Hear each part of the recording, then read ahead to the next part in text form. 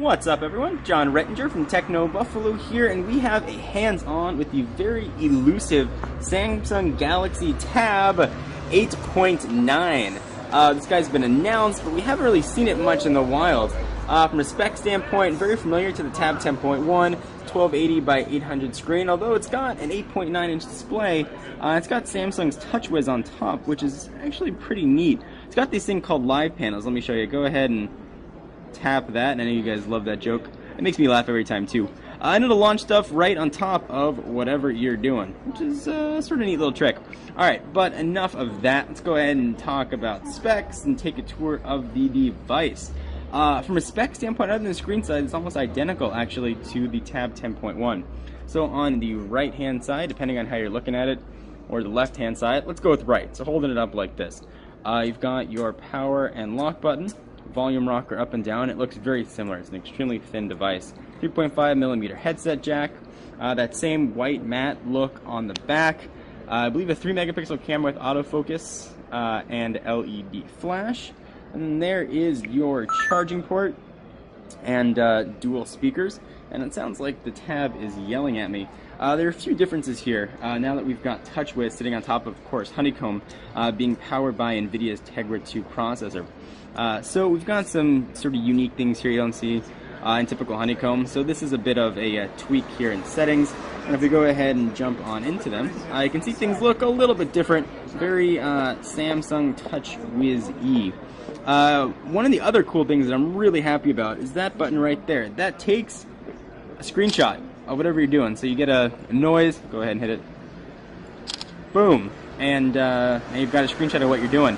So you've got some Samsung widgets here, of course, that you've seen in TouchWiz. They've been tablet-sized. So you can take a look at some of them here. Go ahead and jump on into widgets. You can see what they are. Samsung. A few of them are Samsung-ish. Active applications. You guys can go ahead and see what all those are. And because we are dealing with Honeycomb, go ahead and remove that. You can resize them. You can resize some of the custom Samsung widgets. Let's go ahead and hold this down, move it, and then hopefully I can show you that we can resize it. There we go. And now you can resize it and make that guy bigger or smaller, whatever you want to do to him. We'll go ahead and move him back around. That's not the only treat that I have here, and I just had this for a few minutes. I managed to sneak it away from the Samsung folks. I also have, boom, a laptop dock, and this thing's kind of cool. It actually is going to fit the Tab 8.9 or the Tab 10.1. So go ahead and drop that sucker right in, and boom, you've got a keyboard, separate power, and it works pretty well actually. So let's go ahead and see if we can find something to type with. Let's go ahead and take a look at apps.